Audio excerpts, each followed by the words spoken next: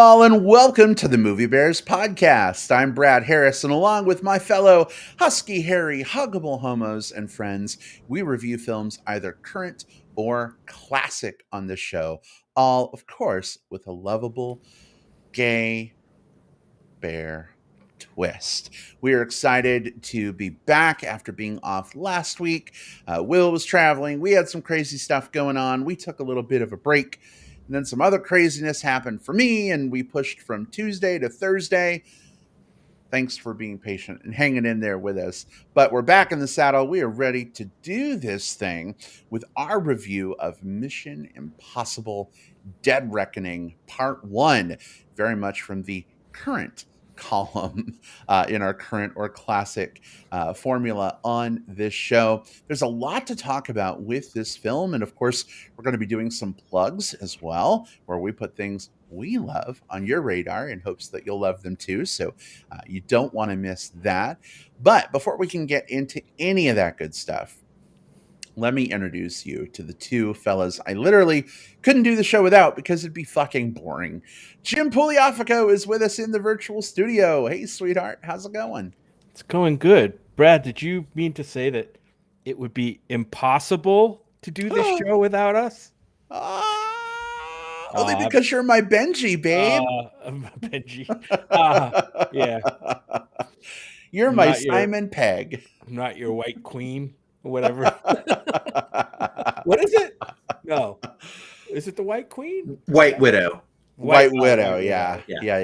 Nice. Not to be confused. Yeah. Not to be confused with Black Widow. That's a Marvel property. Yes. Right. Probably a wink, wink, nod, nod there, I'm guessing. Actually, and if you go deep in the paint, there's a White Widow now too. Oh goodness. Well, that's true. It just gets way more confusing. So keep your fucking universes separate. That's 2 fucks already, and we're only like 2 minutes in. But back to the introductions. I am glad to be here talking to you guys about movies, particularly this movie and whatever we come up with maybe later. This was a big one, so we're gonna do some big talk. I think maybe I don't know. Indeed. Well, glad you're here with us, babe. We've also got William Lindis with us here. Hey, Will, how are you? Hey, doing great, and I'm really glad that my computer didn't start smoking and this podcast self-destructed after the first 15 seconds of it. So that's always a good thing. No, I'm excited to be back for us to do this movie review. Like you mentioned, last week traveling for work, had a great time, but I always love getting back and being in our normal movie review mode. And we had a few things this week too, but gosh, what a big one to talk about. Mission: Impossible - Dead Reckoning Part 1. This movie has everything going on in the title alone. I'll be interested in seeing if the rest of the movie lines up with the title itself. All the punctuation apparently for this film, but we'll have to see if this one leaves us, putting an exclamation point at the end in regards to how good it is, or whether we just put ... at the end because it blows. We'll let you know what we think, but we want to know what you think as well. So if you are listening live, first things first, welcome. Great to have you on the live show with us. There is a live chat feature on YouTube or Facebook Live, or on Twitter Live. So feel free to jump in, be part of the conversation with us as we're recording. If you are listening after we have recorded, perhaps on digital tape delay through Apple Podcasts, Spotify, etc., we'd still love for you to be part of the discussion. You can certainly tweet us at MB Podcast. Let us know what you thought of Mission Impossible Dead Reckoning Part 1. We'll be happy to engage with you around your thoughts there. But we got a whole lot to talk about. So, Jim, Will, are you ready to get into it? Let's drive this motorcycle under a bridge off a cliff, and then I jump on a paraglider while giving it X number of stars, and then Brad comes in on a parachute, and Jim holds his breath underwater for 8 minutes. We're just gonna that's the movie review. It's just gonna be a stunt spectacular. But don't forget that the rating that we ultimately give between the three of us is the MacGuffin that we're chasing throughout the whole thing. We have to catch up to it, find it, but then it gets stolen, and then we got to steal it back, and then it gets lost for a few years. Then we catch back up to it again because we found a secret map. Wait, this is becoming Indiana Jones movie. Yeah. I might Yeah. actually. I mean, it's the second planes, trains, and automobiles movie we've seen like in 2 weeks.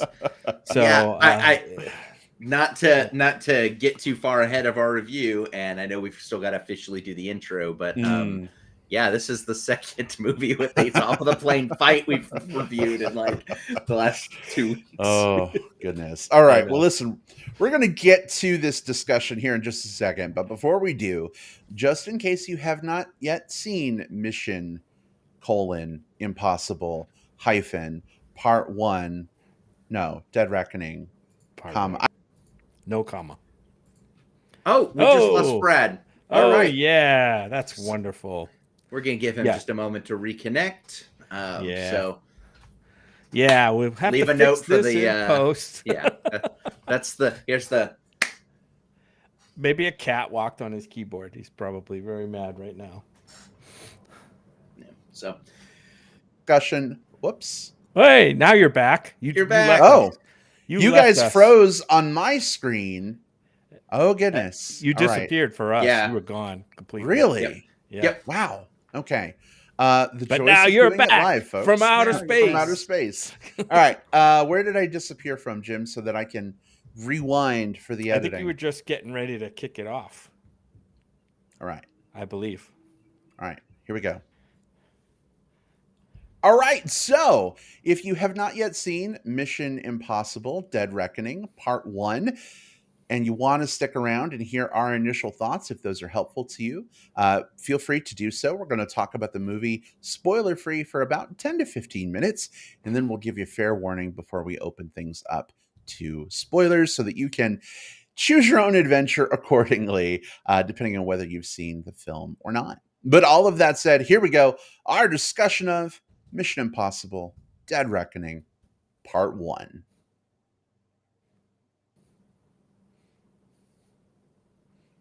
All right, Will, do us a favor and give us a little brief setup. What is this film and your initial thoughts? Was this worth seeing in theaters, maybe watching on streaming, or skipping entirely? Where'd you come down?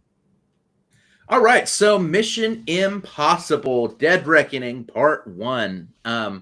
So this is the next in the long string of Tom Cruise helmed Mission Impossible films. This one stars, just like the others, Ethan Hunt as his main character, and the rest of his Impossible Missions force, the IMF. And this time there's this special type of like weapon. I guess we'll talk about it a little bit here in the pre-spoiler. It's okay. There is a technological threat that the IMF is trying to track down before one of many different countries or many different entities themselves are able to get to it first. So once again, the IMF is going rogue and going underground as they're tracking this thing down. Look, the Mission Impossible films, over the years, I've really started to build an appreciation for them. I was not a big fan of the first few of these. Like, I just, they didn't click for me. But I think something happened once it really became like Christopher McQuarrie just really like strongly writing and directing these. And these have a very specific vibe to them, right? Like, you're not going into these movies thinking like, oh, I'm going to like get this plot that's going to stick with me forever, this character growth that's going to move me in specific ways, because that's not what these movies are, nor should they be. These are vibe movies, right? You're going to come to this movie to see big action performed well, and I think this does a very, very good job of this. I would definitely recommend this on biggest screen possible. I went and saw it on IMAX, which was a great way to see it. What I like about this one is that this movie, compared to something like the Fast and the Furious series, or even the most recent Indiana Jones movie that we watched, when it does its big over-the-top stunts, it remembers to have fun with them while also within the world taking it very seriously. So you always feel as though no matter what goofy, impossible, over the top thing they're doing, there's a risk to Ethan or the people that he's trying to work with or protect.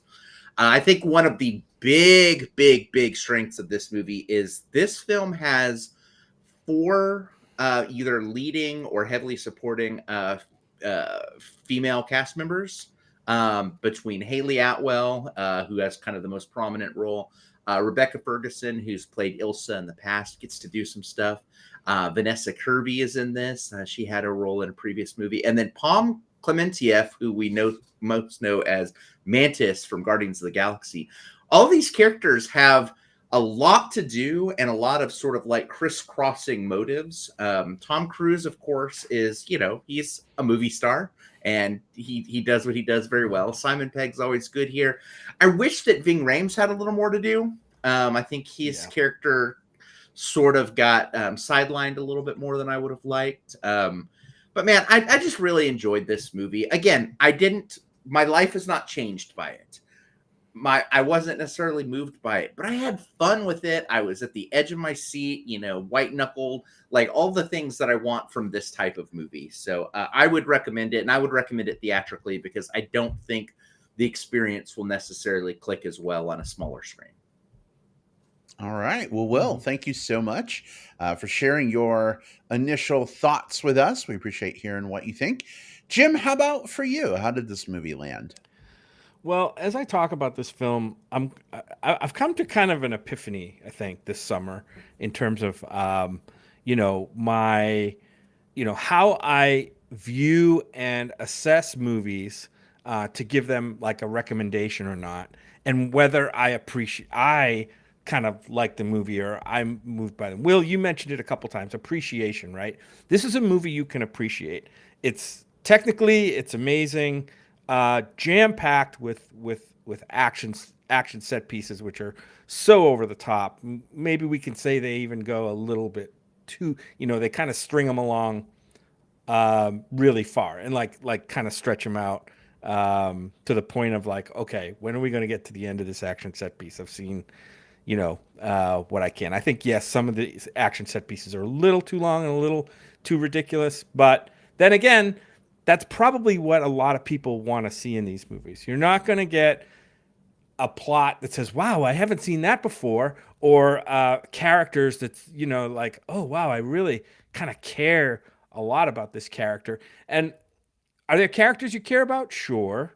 And we're going to talk about some of those in here. But I think I have to, in my head, bottom line, I recommend this as well to go out and see it on a big screen.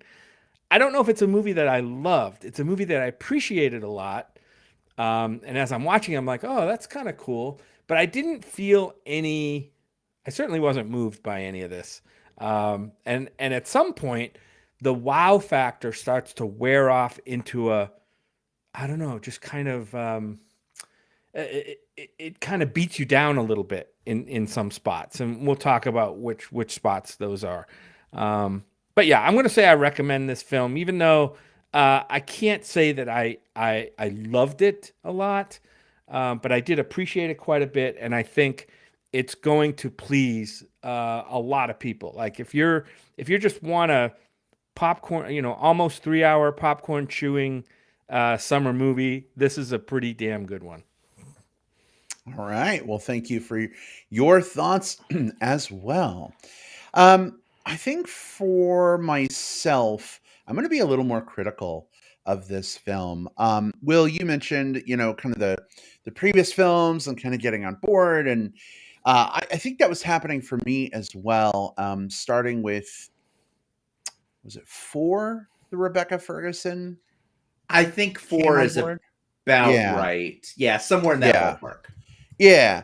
So when Rebecca Ferguson joined the cast, I really like her as an actress, and I think she really elevated the films for me. And so, the last couple I've liked fairly decently.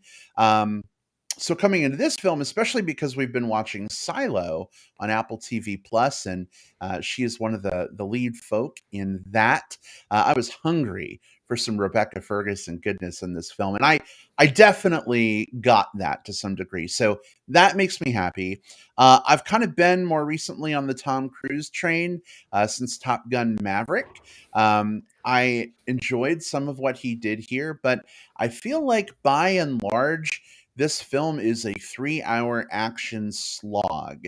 Um, Car chase after car chase after MacGuffin chase after it's wearying. It wears me down. There's so much happening that I just get to the point where I almost have to just like close my eyes and just listen to what's happening because it's just I don't know. For me, it's kind of like visually too much. Maybe I'm like a cat and I get overstimulated and I need to hiss and bat at the screen and back off for a couple minutes. I don't know, but um, summer movie, yes, check the box. Popcorn, Jim, yes, check that motherfucking extra butter box. You got time for a hot dog too, actually. Yeah.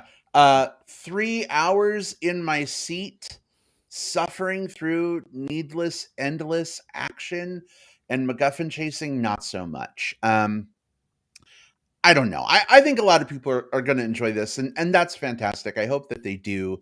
But just for me personally, especially because this is part one of a two-part story, it never ends. You know, we get to the end, and not to give any spoilers, but it's just like everything is set up right for the next movie that's going to come. So it doesn't even like tie things up in a little bow, and you know what I mean. It's just like, okay, great. Well, I got to wait a year or 2 years or 5 years, given the acting and writing strike. Who the fuck knows how much work has been completed on part two? Maybe that's been released and I just haven't heard it. If so, please educate me. But um, I don't know, man. This was just a lot for me. So um, would I recommend seeing it in theaters? Sure. If there's nothing else to see and you want a fun movie experience, do it. But honestly, I would have been fine like watching it in streaming in 3 parts, an hour at a time, where I could get up and use the bathroom and I don't know, like call family and friends to do something else for a little while and then come back to it. There you go. Yeah, I think Brad, I'm with you. I think I wanted, besides like being a visual feast for my eyes and my ears, I wanted to feel something for these movies, and maybe maybe those desires are like off base. Maybe I should not, I should go in not wanting to feel anything from these movies, and because I don't think I did. Look, Tom Cruise is great. Tom Cruise is he's a flat out movie star, right? He's in a movie and people are gonna go see it, and I think his acting chops are fine for what he does right now. I mean, he kind of plays a similar character in right now, and he probably doesn't have to do much of anything else. I don't get the Tom Cruise hate that's out there, because I think he's doing a lot of good for movies right now, and for that alone, I think he's kind of staying out of trouble. He hasn't been canceled yet, which is something in itself. But especially someone that has his visibility. And I'm all over the place with this argument, but I'm just saying that I don't know. I need to divorce myself of the feelings that I want to get from a movie. That I want to feel something come off that screen and hit me somehow, not just keep beating me in the head with like car crashes. So, yeah.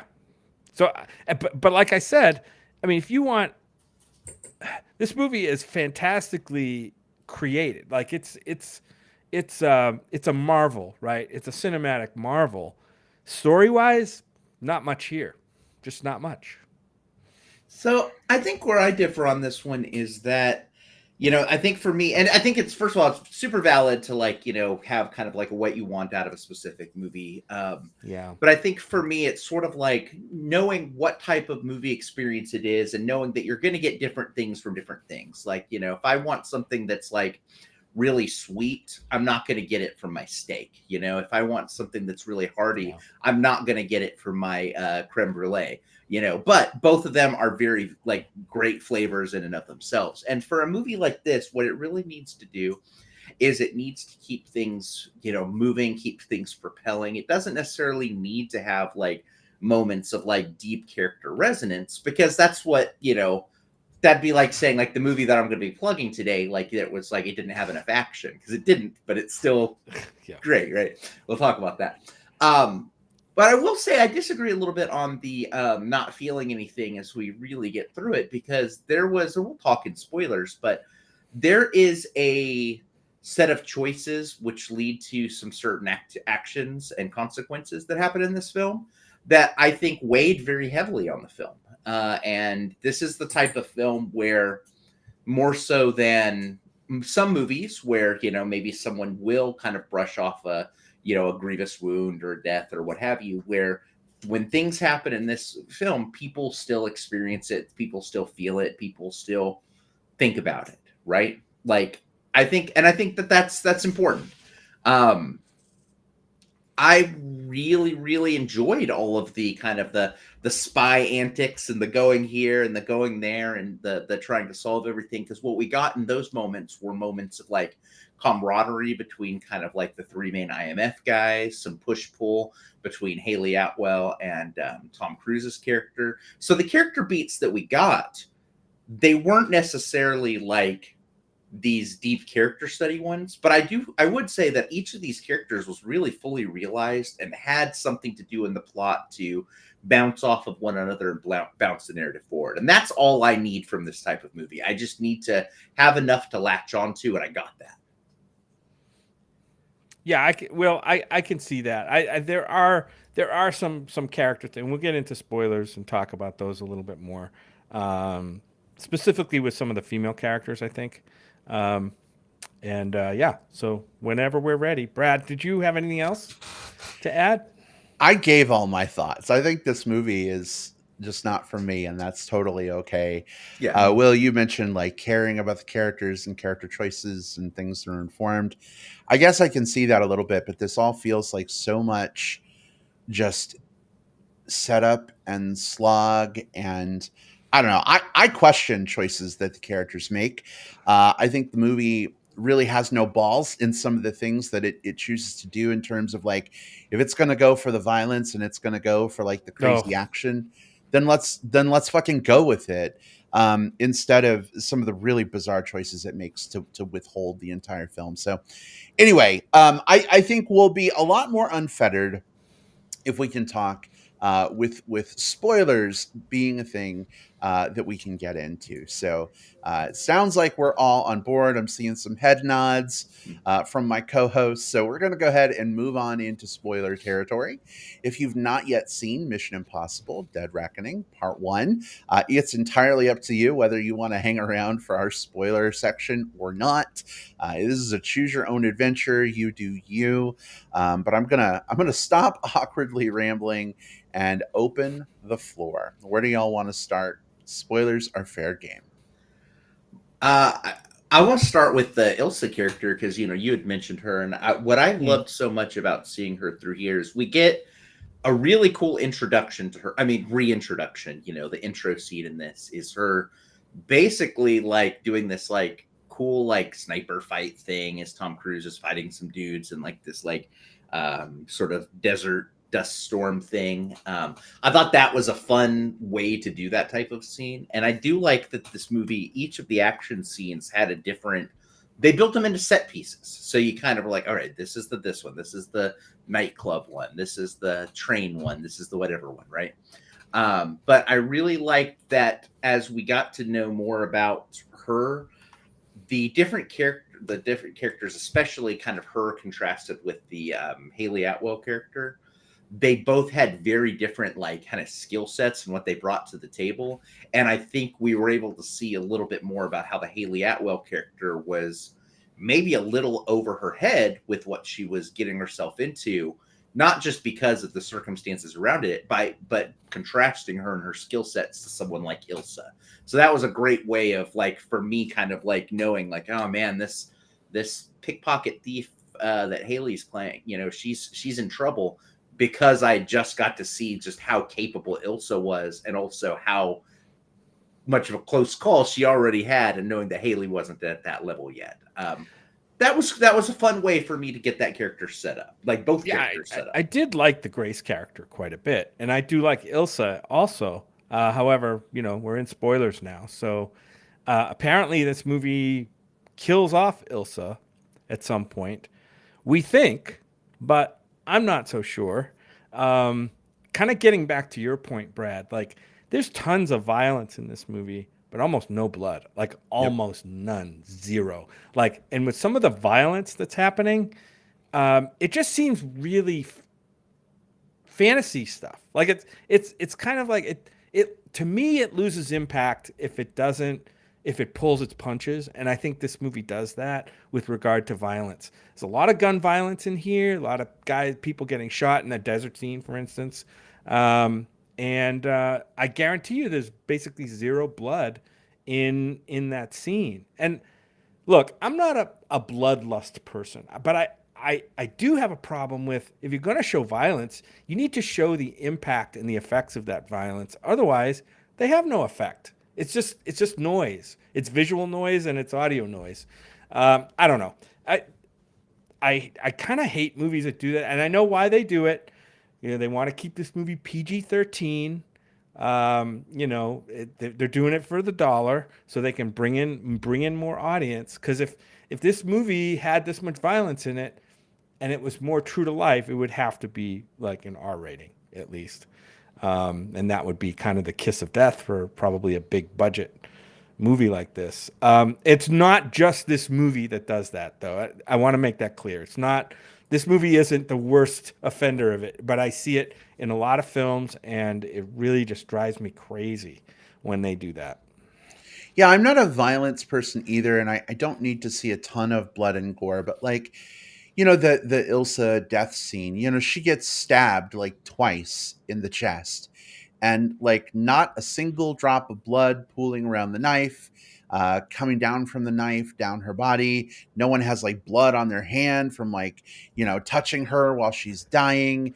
It just really removes a lot of the like believability of her death, and it feeds into the whole like maybe she's not dead, Right? maybe she'll Nope. be back She in part faked it. 2 at a pivotal moment, and it's just, I don't know, it almost feels like a disservice to the character if that really was a death scene for her. It's almost like, it's like when you're playing as a kid, when someone gets killed, when you're playing army or whatever, and like you stab with the fake bayonet, and the kid's just like but like there's no blood, it's just like pantomiming and making sounds. Like obviously it's not a believable thing, and You're that's not going kind to of what it steal feels Rebecca like. Ferguson's job. I'm just saying right now. Not, I not with know that I'm a terrible performance right there. I'm a terrible actor myself. But I just feel like, we're talking about like the weight of these things that are happening. To me, it feels weightless. It feels impactless in a lot of ways. And it would be fun, I guess, if Rebecca Ferguson shows back up in part 2 at a pivotal moment. Maybe You somehow she love did her, so live. I do love her, but at the same time, like if this is her send off from the Mission Impossible franchise after, a couple of previous films of great character work, it just feels really empty and hollow to me personally. It's absolutely fair. I think for me, what worked so well is it wasn't just the death itself, but it was the lead up to it, right? Because the premise of this one is there's this AI that can calculate things super quickly. It's sci-fi action bullshit, whatever. It doesn't matter, But the important thing is like, it's sort of setting up this like choice that Ethan has to make. Hey, at a certain point, you're going to have to choose, either to save Grace or to save Ilsa. And or I think it's, or one of them has to die. One of those, it's something along those lines. So once he sort of figures out that he's been tricked and he's been led into that alleyway and he knows that he's sort of in the wrong spot, the death scene isn't just the getting stabbed. The death scene is everything from the moment that the Ethan realizes he's been led the wrong way and he's making that fateful, he can't make it there in time, but he's going to run as fast as he can run he's anyway, going to be 10 seconds too late. while she's fighting and doing the best that she can to stay alive, and knowing that he's going to be too late, and that what's his face? Benji is going to be too late too. That's what gave it so much weight to me. Not the part where she got stabbed, but just the entire sequence of that, and knowing like what was coming, and knowing that everyone there was powerless to stop it. That's what hit me so hard. But the weird thing about that, and I super get that, Will, the weird thing for me is that they like de-escalated Ilsa's abilities from the previous movies. We see her, in this fight with Gabriel. Is that his name? Yeah, Yes, Gabriel. yeah. Did she fight Gabriel? Yeah. She Yeah. does fight Gabriel, and like, why has she lost 12 steps? I don't understand. Given all the things we've seen her do in the previous couple movies, hand-to-hand combat, weapons training, like she's got a sword against a guy with a knife. Sword goes away, knife goes away, knife comes back, sword comes back, hand to hand. It looked really slow. I don't know. It didn't seem like this was the same Ilsa that we've seen in the previous movies in terms of capability. And I just scratch my head and I wonder what that's about. Like, did she maybe get injured in a previous scene or something and she's not at her physical best and maybe that scene was pulled? And I don't know, but it just seems like such a weird shift with her character. Yeah. I just kept scratching my head thinking, well, what happened to her? Why is she so ineffective? Right, and I noticed that too, Brad. But I think to Will's point, I think that scene really wasn't about the fight. It was really about the drama and the tension for Ethan. Whether he's going to be able to get there and help her fight Gabriel, because most other fights they don't usually cut away from the fight like 3 or 4 times during the fight to show the 100th scene of Tom Cruise running somewhere, but they kept doing it here, and they're just trying to. They're obviously trying to ratchet up the tension. You know what I mean? Yeah. Like, is he going to get there? And we can argue about whether that's effective or not. And I think it was partly effective. Is he going to be able to save her? He probably will, but then, oh no, maybe he won't. And then we get to Ilsa's supposed death scene, which you're right, Brad. I don't know if she is, to be honest, because they kind of all split from the scene pretty quick. I'm surprised. I at no point thought that she wasn't dead in that. So I'll be interested if she does come back. Color me surprised, because I didn't have the same skepticism on that. We'll have to see if she's I'm thinking IMDb about it. listing. Yeah, that's exactly it. And to the previous point, they were going to be shooting this. I know you had mentioned this in the pre-section, but like how the SAG-AFTRA strike is going to do things. I mean, they were shooting this one back to back. I think that most of it was shot, but there's still some that hasn't been shot, especially some of the location pieces, and so that's halted.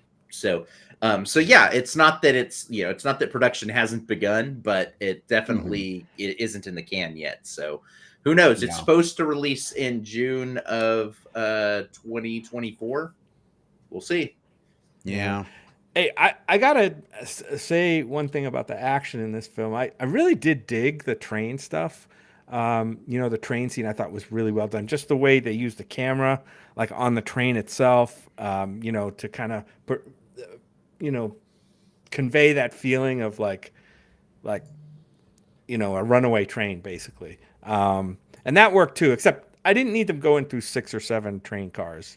Like it would have worked with just like 2 or 3. You know what I mean? It felt a little bit like Snowpiercer at one point. It did. Like, I leaned over to Brad. I'm like, we're seeing Snowpiercer. They're rebooting Snowpiercer. He's like, babe, Snowpiercer. And I wish they hadn't spoiled the motorcycle scene. Yeah. I mean, that was the one thing that they put that they prominently featured that in the trailers. Yeah. I mean, that was still a pretty breathtaking scene, even though we had seen it like 20 times before we saw the movie. Like, to see it in the movie, it was still like, holy shit, that was fucking awesome. Can you imagine what the impact of that would have been if we had not seen that before? Like, did you know that would have been insane? Did you know that Tom Cruise did that base jump 8 times?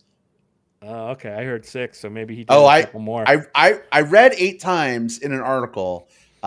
Maybe I don't know. Maybe 6 Yeah, is right. I don't know, but whether it was 6 or 8, you've really got to give it to Tom Cruise. I mean, doing these stunts, actually to fucking get it like right. learning to Yeah, base jump and do this, and mad props to him, man. Are they? Is the idea behind this? Because I haven't looked too deeply into this, but is the idea behind this that Dead Reckoning Part Two is going to be the end of the Mission Impossible series? Is that kind of what they're building towards? That's my is it? Okay. understanding. Okay. Based Oh, on what interviews and stuff have said before this movie came out, was that this was going to be a duology to end the series. Okay. Thank God, and not because I'm not enjoying this. Like I said, I think I've enjoyed it the most on this show, and it's the series is ramping up for me, and so I'm excited to see the next one. I But think the next. man, I got the title already. we are so like I whenever one of these movies shoots, I'm always like, shit, is this going to be the one that Tom Cruise dies on set? Yeah, you get a And report and like so there's been a tragedy on the set of Mission Impossible and films. he's had close Yeah. calls. There was the one where he was like hanging off of a helicopter and he was supposed to like be on a wire and fall, and he fell off early. Like there is a world where Tom Cruise randomly dies on the set of one of these movies. Yeah. So for his sake, I really want this to be the end of them, and then he can just. But I don't want to see him doing like dramas. No, we don't want to because see him die. No. Yeah. Here's what I want for Tom Cruise, just completely selfishly. Tom Cruise is one of our best movie stars. He's also I don't think he's a fantastic actor, but those are two different skills, and that's okay. I want him to finish the series and then just retire in his like Scientology mansion with like all of that. Not that I don't want to see him making movies anymore, but the types of movies he's best at doing are the ones that are going to eventually like lead for a really sad black armband day on Facebook. Who's older, Mm. Tom Cruise or Liam Neeson? Because I'm thinking when these movies are over, he could be like the new Liam Neeson. He could do like Taken movies. You know what I mean? Like, you kidnapped my daughter. I'm coming after you. You know, something. Whatever. I'm He kind of looking says at- that in this movie, right? Doesn't he say like, "Whatever you do, I will kill you"? You know, whatever. Yeah, To there's give you nowhere an on this idea. planet I won't find you. Tom Cruise is 10 years younger than Liam Neeson. See, we could get like 3 or 4 Taken movies after Liam Neeson retires Yeah. out of Tom Cruise. But the Oh. next movie, the next Mission Impossible movie is Mission: Impossible hyphen Dead Reckoning Part 2 semicolon Oops, all base jumping. Nice. That's Parentheses electric boogaloo. There you go. There you go. Hey, we talked about Ving Rhames earlier. I love that man, and he's been a staple of this series for me. He's fantastic. Now that we're in spoilers, I did just want to revisit him as a topic. We only got a little bit of him in this film until he makes his exit when he's all like, I have to go to a place where there's no signal in order to do this thing with the MacGuffin AI thing. And, he just kind of disappears from the film. I hope that means that he's coming back with a huge part in part 2 of this. But I'm a little worried. Are we I'm worried. like only getting a little bit of Ving Rhames on the swan song of Mission Impossible? I hope not. It might be the swan song for other characters, right? In that movie, who knows what's going to happen? But yeah, right. He didn't get much screen time here, but he did have a very emotionally resonant one, kind of almost toward the end of the film, right? When he talks to he's talking to Ethan, I think it is, right? And I forget exactly what he says, but it's very impactful. And I wish we had more of that kind of stuff. Like, hey, Ethan, you're getting a little old for this shit. You should knock it off. There are other things in life. Yeah. Yeah. Well, and I think that's one of my struggles with this film, especially if this is part 1 of a duology to end this series and end our time with these characters. The action stuff is fun. I get it. People enjoy that, but like, I've been following these characters since what year did Mission Impossible, the first movie, come out? Was that 98 or something? I don't even Probably. remember at this point, but it's been like 20 plus years. Maybe. Yeah. I don't know. Math is Yeah. hard. It's been a long time. And so, it's like we're losing a lot of great opportunities for these impactful character moments together in service of like action, action, action, action, MacGuffin, MacGuffin, action, action. And it just, Nine, yeah. I don't know. It just it irks me a little bit, you know, especially if this was like, I don't know, maybe Ving Rhames' last participation in these films. Like, is that really how he's going out? I 96, don't know. babe. 96 was when the 96. first one. Yeah. Okay. So that's a lot of time. That's a lot of time. Now It's there was almost 30 another years. one. Yeah. Bing Rames wasn't in. Was it Ghost Protocol? I'm gonna look that up. I don't think he was. Simon Pegg was that Simon Pegg's first? I think so. Yeah. Yeah. 3 or 4. I think what I'm just saying though is like we've been with these characters for a prolonged period of time, and for me it was just a little disappointing to have 8 cars of train action sequence when we could have had 3 cars of train action sequence and maybe And like some more. deeper character Yeah. moments, you know. But that's subjective. That's me. And since they kind of got, I'd be interested in seeing if there was something else, either something they're setting up for the next one, because in this one, Luther steps away to go do, like, I'm going to crack the code computer stuff, right? So either that's going to play a big part, or there might have been something behind the scenes where he's slowing down on the amount of on-set time that he wants to do, and I'd be interested in knowing that. But it's possible they only had him for so much, so they just wanted to make it impact those like buddy scenes, and then had to kind of do the rest with just Simon. Is anybody want to bet me that if Ving Rhames' character Luther buys it in the last movie, that it will be a bloodless death? I'm sure it will be bloodless. I'm sure it will be, but not that I want to see Luther bleed to death. I just it will be. But here's the thing: I think because we've been with this character, I don't know. It's weird that we didn't feel a lot with Elsa going, even though that scene was played for emotion. Didn't feel a lot, but I have a feeling if they do it at least halfway right, I'm gonna feel it when Ving Rhames' character goes. Yeah. You know what I mean? Yeah. Yeah, and for me, I was hit by the Ilsa one. So if any of the other, at this point, the main trio, you know, the Ethan, Luther, Benji trio, I don't. Now Grace. I haven't and now Grace, yeah, but I don't know that I have the same like longevity with Grace because she just got introduced, right? You know, and the same with, I really like the Paris, which is Palm Clementieff's character. I liked her a lot, and I'm interested in seeing what may happen with her. But at the same time, it's really those 3 guys and Ilsa that we've had for the longest amount of time. So they're the they're the ones that we, you know, I think need whatever or I guess the 3 guys, they need whatever send off in the next movie. And again, send off doesn't have to be death. It can be just like, you know, I'm retiring, I'm going on one more mission, you know, whatever. And the movie is very self-aware, especially about its female characters, right? Weren't there some lines in this movie about that's the pattern, right? Like I think there was an actual line about it in the movie, like, well, this is the pattern, you know, women get close to you, and then, you know, something bad happens. It's said twice by the I forget his name, the old previous boss who then wasn't the boss, but then came back to life and was the boss again. But then Alec Kittredge Baldwin became the boss. Yes, him. Thank you. He says it in the first third of the movie when Tom Cruise like gasses everybody, but you think he really killed them all, but no, they're just asleep. I thought the gas goes from green to white, and then you know it's okay.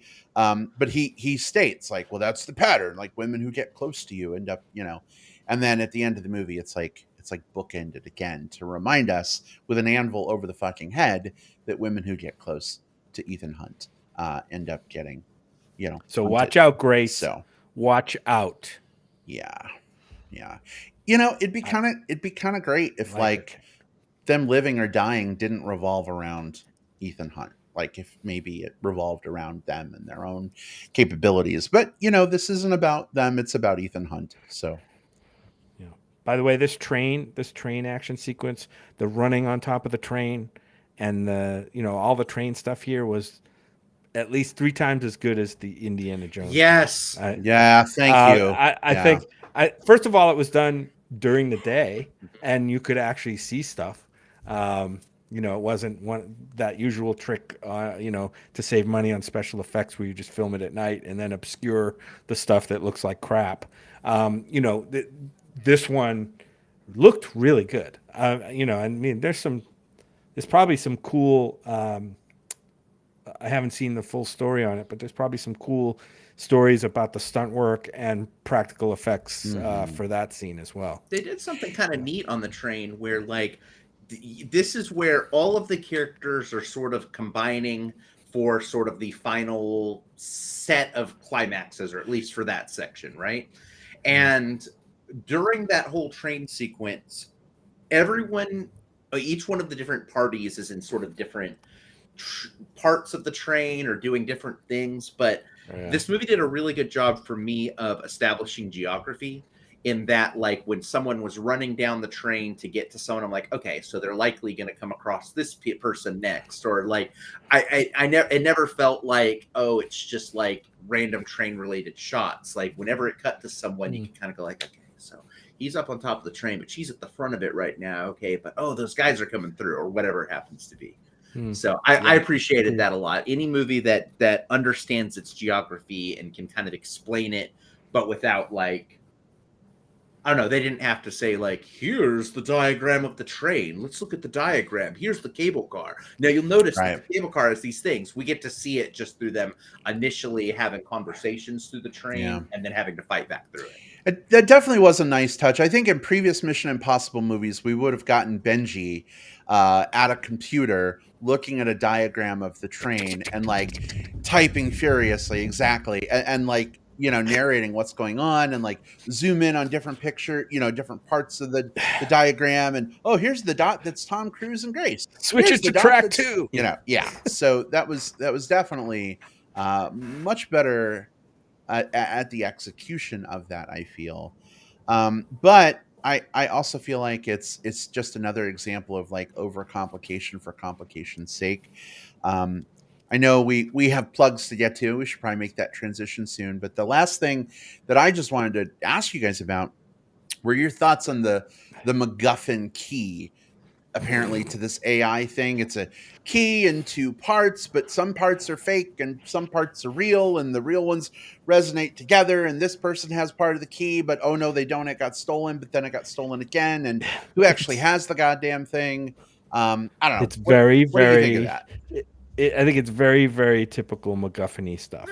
I mean, it's nothing special about it. I mean, the whole time I'm thinking, if I brought that key to Ace Hardware, do you think they could duplicate it? Do you think it would work?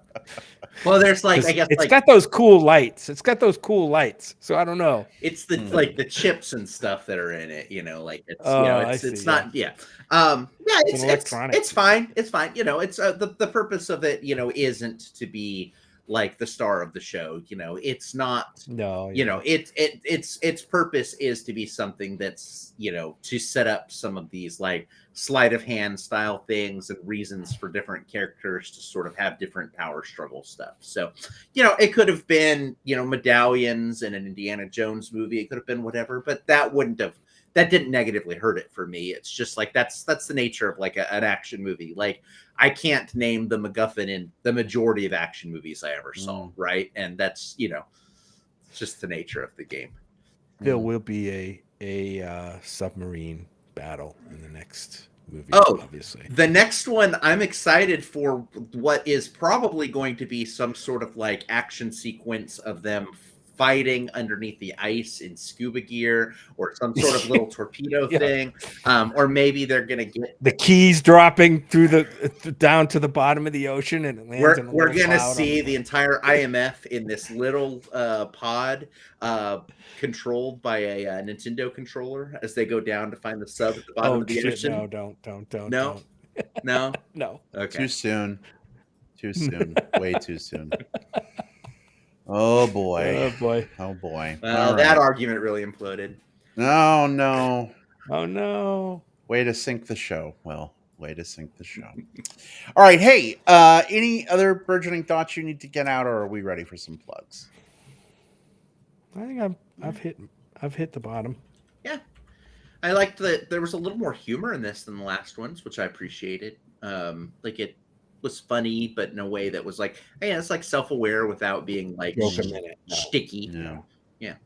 Yeah. Hey, so to capstone this, we have a comment from someone in the live chat, Steve Sosa. Hey, Steve, good to see you. He says, "My dudes, just wanted to say hello. Hey, Steve. Haven't seen the movie yet, but so great to see you guys. Steve, always a pleasure. Good to see you. Thanks for tuning in." Hey, Thanks, Steve. Steve. Always a pleasure. Yay. Right up the road from you, Will. Yep. Yeah. Yes, indeed. All right, fellas. Well, I'd say we're at the end of the show, but plugs.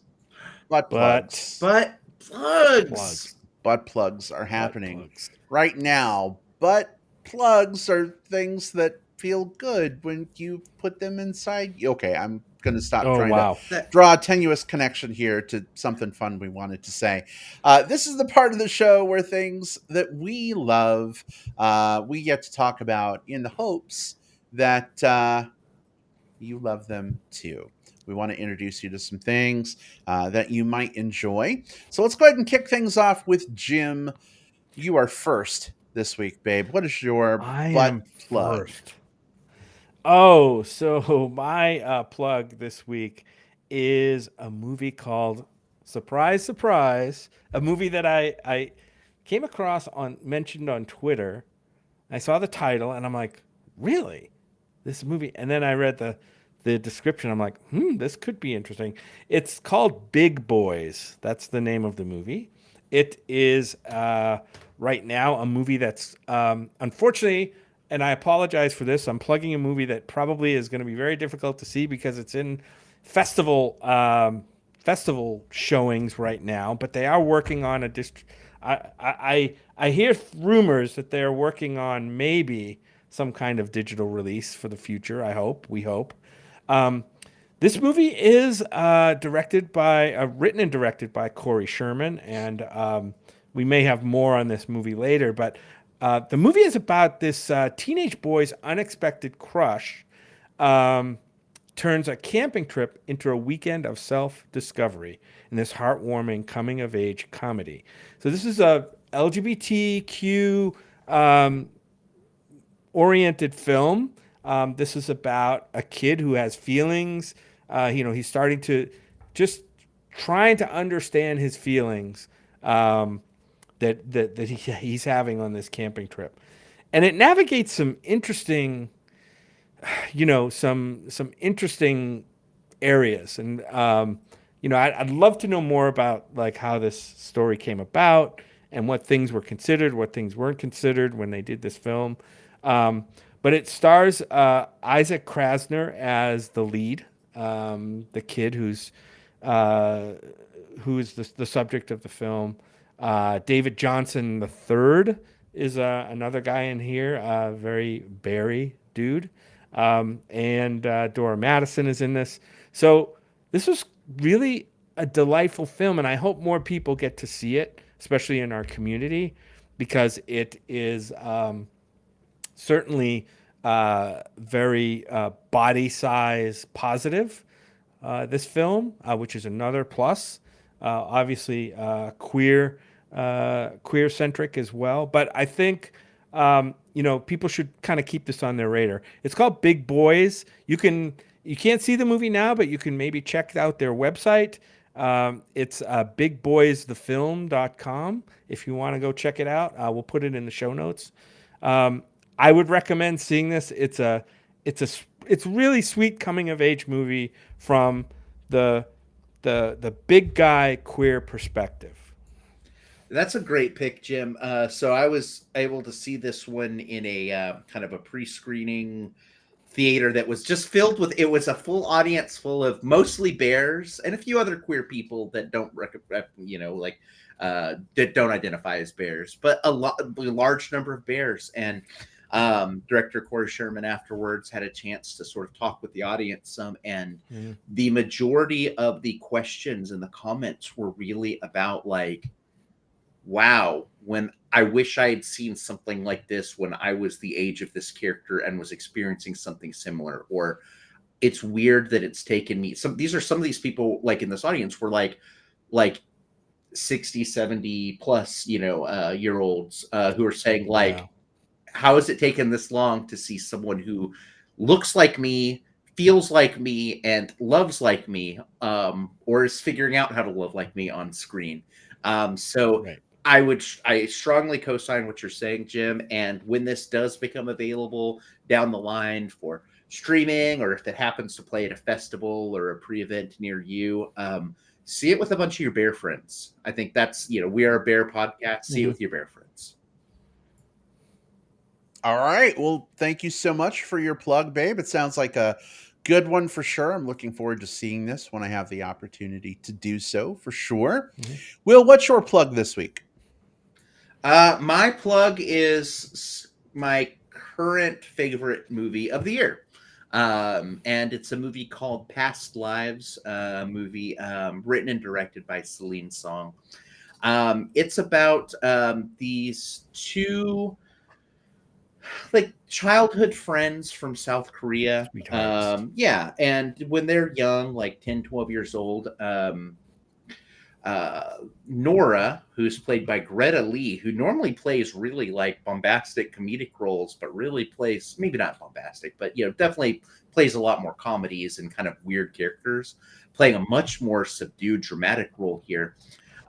She when she moves to the United States and builds up her own life and her own relationships there, and Hae Sung, who is the guy that she was the childhood sweetheart with, over the course of the next 20 years, they kind of keep connecting with one another, but there's always this sort of like, will they, won't they, push pull, even after she's sort of built her own life and he's built his own life and all of that. This is one of those movies that this is a very fragile, delicate movie, and that like the scenes themselves are not bold. They're not like, there's no moments of like great, like, here's the moment where I give the big dramatic speech in the rain, or this isn't a movie that plays big. This is a movie that plays small but plays intently, and every single one of those intentional moments ends up, because of that, packing an absolute fucking gut punch. This is one of the movies that has most impacted me this year, and it's also one of the smaller, quieter movies I've seen this year. So I love Past Lives. This is an immaculate movie. It's one of the things that I love seeing in theaters, and I love championing when they come out. So if it's still in theaters, I think in some places you should go see it. And if not, it will be on streaming before long too. It's an A24 released film, so that means it will go to streaming, more than likely on Amazon, if not the other platforms too. So, Past Lives, check it out. It's the goods. Yeah, Will. I had heard some really good buzz about this movie on, in my movie circle, social media movie circles. So I'm like, maybe I'll check it out one night. And I did go to check it out on one of the nights that I didn't have much else to do. And boy, was I like swept off my feet by this. This is one of those quiet relationship movies that just kind of hits you, right? And I think the performances are great. I think the directing is fantastic. Like the way that and I think everybody kind of has these moments in their lives, at least if you've lived as long as I have, um, where like you know, even if you've found the perfect situation for yourself, right? Which I have, but Aw. you have these like that there are some people who just never really make that connection. You know what I mean? Or they're just this far away from making that connection, and that's where this movie operates. I loved it, so I'm not going to say anything more about it, but I thought it was really good. Sounds like a pretty solid plug. Well, thanks so much for putting that on folks' radar. For me this week, I actually want to talk about a TV show that I've been watching over the last few weeks that I was really skeptical about going into, in part because of some of the character design choices. Um, But as I have watched the first 3 episodes of the show, I've just completely fallen in love with pretty much everything about it. And that show is an animated series from Adult Swim, which airs on Max the next day. So it comes out Thursdays at midnight and then is on Max the next day. And this is My Adventures with Superman. It is the new DC animated Superman TV show, half-hour long episodes, and it's kind of a reimagining of Superman and his cast of characters. Clark Kent, Lois Lane, and Jimmy Olsen are all interns at the Daily Planet. They are young. They have not yet really established themselves. Clark has just debuted as Superman in order to try and save the day and help people. There's a little bit of a retelling of his origin, but it's really refreshing just to see Superman from a very modern take. I mean, they've got iPhones and robots and all kinds of cool technology, but like the heart and the hope and the like emotional core strength of the Superman character, of Clark Kent as a person, of the friendship with Lois and Jimmy. It's all there in ways that I think the Snyderverse films just completely got Superman wrong. Um, so I'm really, really excited about this show. It's also a very heavily anime influenced show in terms of its artwork and stylings. I'm not like a super anime person. There are some animes that I have really enjoyed, um, however, and this definitely harkens back. Especially some of the battles with like the big robots and stuff. I was getting like Neon Genesis Evangelion vibes a little bit, and that excited me. So it's really fun. It is kind of lighthearted, but also kind of serious. I wouldn't really necessarily categorize this as like entirely a kid's show. It's on Adult Swim, so I think it's really targeted at like young adults and up. But I mean, I think it's still kid appropriate. Kids could get some things out of it. But if you've really been looking for a version of Superman that gets the character, at least 4 episodes in at this point, this is it. I'm going to give this a watch. I haven't seen it yet, but that's been one of my big problems. I enjoy Superman as a character. I love that he is this character that when he's done right represents a certain amount of hope and a certain amount of like, something that's aspirational for all of us, and in some cases, um, seeing how much of a human he is and how humanistic he is despite not even being of our species. And so hearing you say that this is a lighthearted and hopeful series are two things that I feel like have been missing, in the Snyderverse and just sort of across the media. So yeah, I'm all in. And I'm watching a little preview, like when you go to IMDb, like it has a little trailer that plays. So I pulled it up while you've been chatting, and there's this thing when like Lois and Clark like look at each other where they do this anime blush, and it's cute as hell, and I love it. It So is. yeah. Well, awesome. Well, I hope that you enjoyed. I would love to hear your thoughts. After you've sunk your teeth into the first 2 episodes that are out. New one comes out tonight. In fact, it'll be on Max tomorrow. So a couple hours. Well, you could get all caught up and we could chat a little bit for sure. But yeah, folks, check it out. It's available right now, and I hope you enjoy. Oh my goodness. It looks like the lead in it, I just looked this up, Jack Quaid, who plays Huey in The Boys, which is Yep. a dark, twisted version of essentially the DC universe, Yep. right? So that's Yep. that's cute casting.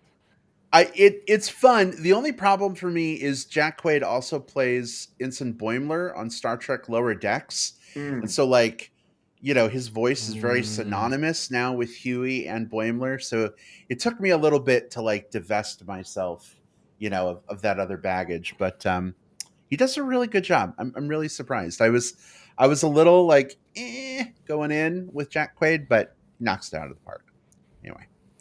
Cool. Well, listen, folks, it has been, as always, super fun to get together. Jim, Will, I always love the moments we have of being able to, even when we don't totally agree about a movie, just being able to talk our thoughts through and kind of bounce off each other. And it's kind of a great thing that we have movies we can do this for.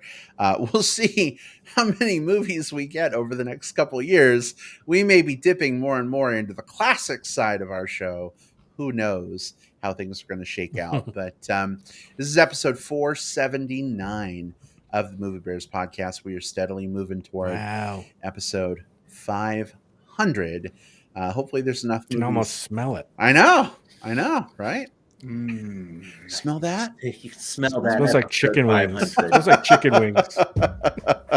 Or my green chili burger, which is probably waiting onion for rings.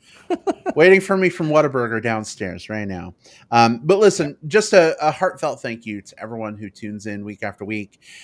We don't really do a lot of numbers on this show. We're not all about downloads and all that crazy stuff. But I logged in the other day and I took a look and I'm just like, wow, like 400 people listened to our last episode. That kind of blows my mind, so anyway, thanks for supporting the show.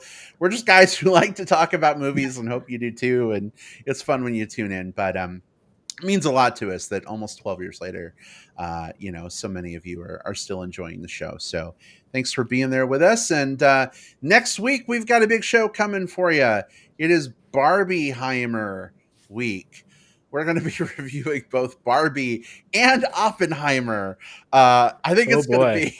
It's movie Christmas. A really crazy, fun discussion. So maybe do your or homework. Movie Halloween, depending on how you view it. Do your homework over the weekend. Get out everything you own that's pink and wear it to go see Barbie. And then again, when you listen to the show, and then nuclear pink. Yeah, exactly. And then crawl into your fallout shelter. We'll see you all next time. Thanks so much. Goodbye, everybody. Bye. Bye-bye.